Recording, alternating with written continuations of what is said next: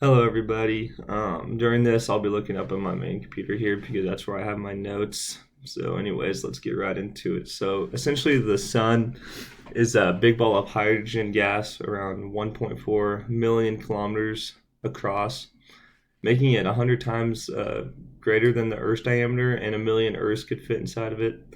That's pretty freaking big. Looking into its core, the sun's pressure is about 260 billion times that of the Earth's atmosphere and 15 million degrees Celsius. And with this, through a complicated process, every second, around 700 million tons of hydrogen is converted into 695 million tons of helium. So, to kind of explain that a little bit and kind of the more inner workings, this hydrogen gas is released and heats up the gas outside of the core. These gases become buoyant and rise through the convection currents, and that happens at the core, and then the convection currents are a little bit outside of that, and then above the convection layer is the photosphere, which essentially just means the sphere of light itself. And that's just a thinner, cooler layer closer to the sun's surface.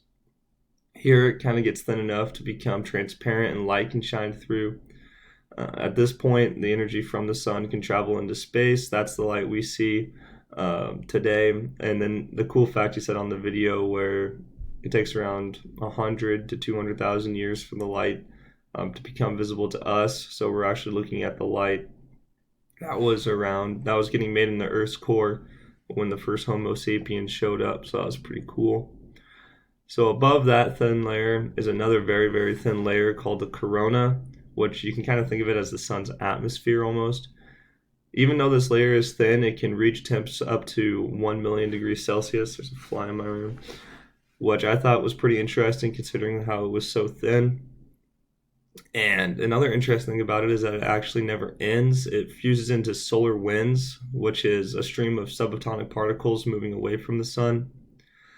And this kind of lets us look at plasma as well and introduce that topic. And he said a lot of stuff about plasma and how it works, but essentially what I grasped is plasma is what you get when you get any matter really hot. It basically becomes really good at conducting energy, and because it's so hot, can be very reactive.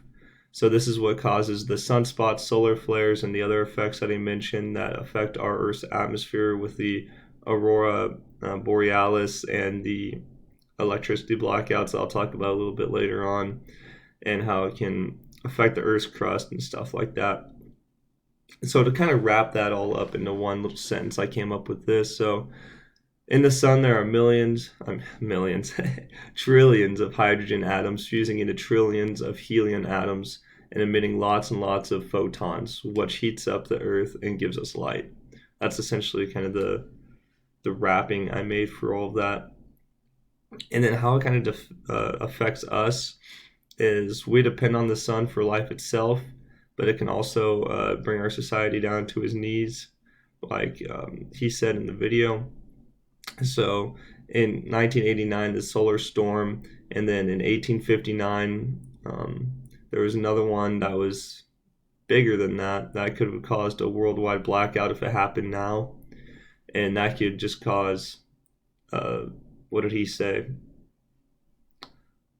The satellite systems would shut down. There'd be a worldwide blackout, and that would have been in 2012, and that we would have still been recovering from that today. And so, essentially, everything from plants, animals, and humans need the sun. Without solar energy, we would all freeze. And kind of a cool thing that I looked up too is that early civilizations around the world would position their buildings to face the south to gather heat and light. And they used windows and skylights for the same reason as well, to allow for air circulation. And it was also very important for agriculture around that time. That's why we see like agricultural calendars, and part of the reason why Stonehenge was created as well was to do the midsummer and midwinter seasons, so people knew when to plant their crops. But yeah, that's essentially my video. Yeah, I look forward to seeing all your guys's.